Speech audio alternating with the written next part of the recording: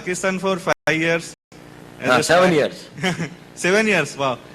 Yeah, I lived. Sir, any such incident of dharma sankat, like you had to make some decision, either this or that. मैं आपको एक छोटी सी घटना सुनाता हूँ, ये इसलिए क्योंकि किसी ने अखबार में छापी थी कुछ साल पहले। ऐसा हुआ कि वहां पर एक लाहौर के अंदर में एक बड़ी भारी वो है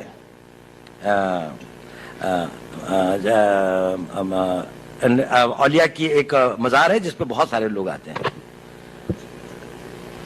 तो नेचुरली मैं क्योंकि एक मुस्लिम उसमें रहता था और एक उसके साथ में रहता था, तो मैं वहां से गुजर रहा था और मैं उस औलिया के उसमें आया और मस्जिद से वापस आया और एक उसमें मिला।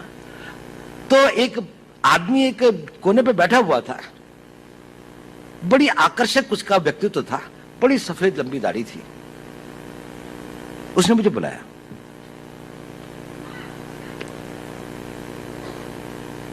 उसने कहा तुम हिंदू हो?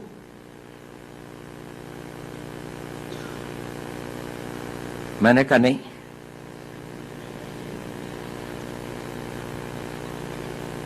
कहता मेरे साथ आओ।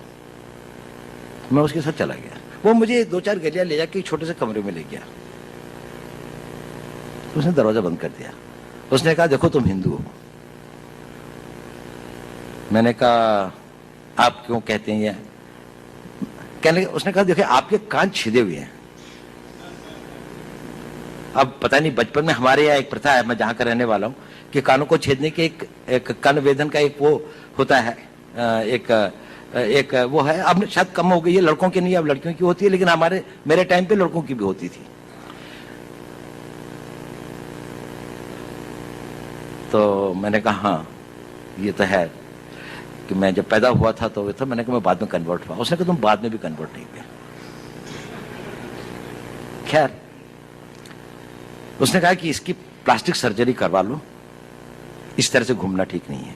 मैंने कहा अच्छा। खैर वो मैंने करवा ली या नहीं करा, इसके बाद में भी है, दिखाई देते हैं, कम दिखाई देते हैं पर दिखाई देते हैं। लेकिन मैंने कहा ये बताइए इतनी सूक्ष्म दृष्टि और इतना नहीं, मैंने नहीं कहा, उसने कहा। उसने कहा देखो पता है मैंने ऐसा क्यों कहा? मैंने कहा क्यों? उसने कहा क्योंकि मैं भी हिंदू हूं।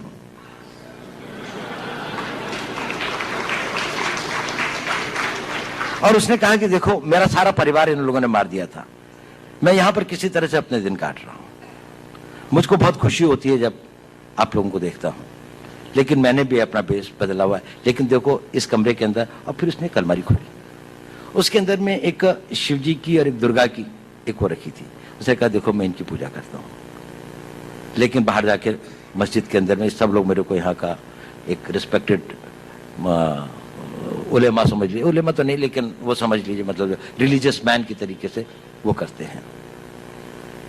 ये एक छोटी सी घटना है, लेकिन बड़ी मेरे को वो लगी। कभी मेरी में इच्छा भी होती थी कि मैं उनकी कोई मदद कर सकता या हो सकता, लेकिन कभी ऐसा हुआ नहीं। ਸੋ ਦੋਸਤੋ ਤੁਸੀਂ ਸੁਣਿਆ ਅਜੀਤ ਡੋਵਾਲ ਨੂੰ।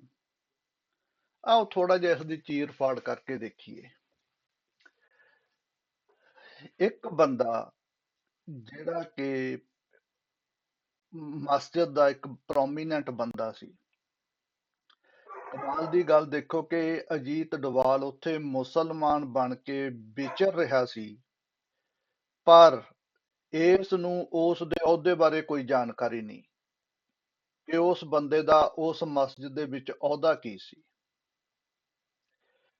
ਫਿਰ ਇੱਕ ਜਸੂਸ ਇੱਕ ਅਨਨੋਨ ਬੰਦੇ ਦੇ ਨਾਲ ਉਹਦੇ ਘਰ ਕਿਵੇਂ ਚਲਿਆ ਗਿਆ।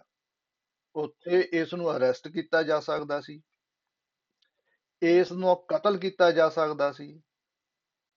ਇਸ ਨੇ ਬਿਨਾਂ ਸੋਚੇ ਸਮਝੇ ਅੱਖਾਂ ਮੀਚ ਕੇ ਇੱਕ ਅਨਨੋਨ ਬੰਦੇ ਤੇ ਵਿਸ਼ਵਾਸ ਕੀਤਾ ਤੇ ਉਹਦੇ ਘਰ ਜਾਂ ਜਿੱਥੇ ਵੀ ਉਹ ਉਹਨੂੰ ਲੈ ਕੇ ਗਿਆ ਉਹਦੇ ਨਾਲ ਚਲਿਆ ਗਿਆ। ਇਸ ਤੋਂ ਤੁਹਾਨੂੰ ਇਹ ਸਮਝ ਲੈਣਾ ਚਾਹੀਦਾ ਕਿ ਇਹ ਕਿੰਨਾ ਕੁ ਸਮਝਦਾਰ ਜਸੂਸ ਸੀ।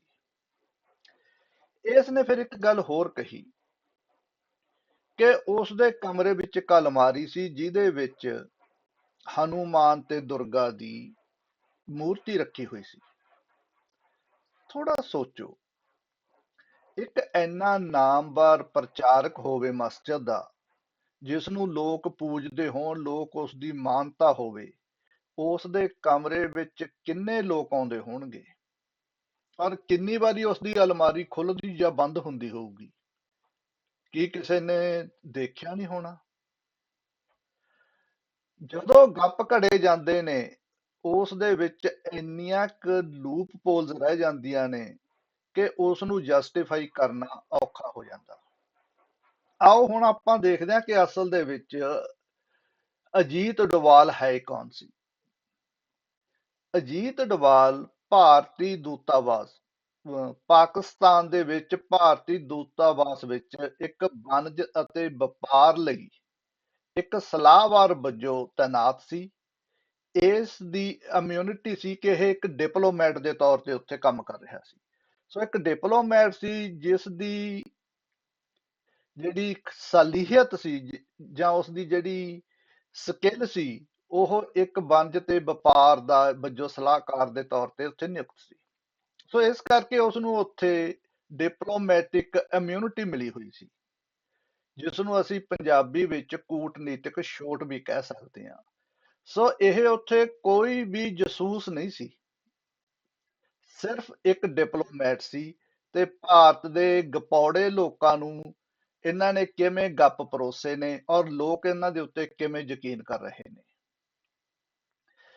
ਇਹਨਾਂ ਦੇ ਝੂਠ ਬੋਲਣ ਦਾ ਅੰਦਾਜ਼ ਇਸ ਹੱਦ ਤੱਕ ਵੱਧ ਚੁੱਕਿਆ ਕਿ ਇਹਨਾਂ ਨੇ ਹਿਟਲਰ ਦੀ ਕਹੀ ਇੱਕ ਕੋਟ ਕਿ 1000 ਵਾਰ ਝੂਠ ਨੂੰ ਰਿਪੀਟ ਕਰੋ ਤਾਂ ਉਹ ਸੱਚ ਲੱਗਣ ਲੱਗ ਜਾਂਦੀ ਆ।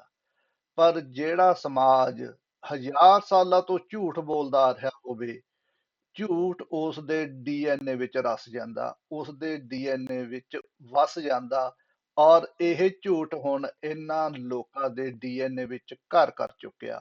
ਤੇ ਇਹਨਾਂ ਨੂੰ ਇਹ ਸਮਝ ਹੀ ਨਹੀਂ ਲੱਗਦੀ ਕਿ ਇਹ ਝੂਠ ਬੋਲ ਰਹੇ ਨੇ ਜਾਂ ਸੱਚ ਬੋਲ ਰਹੇ ਨੇ।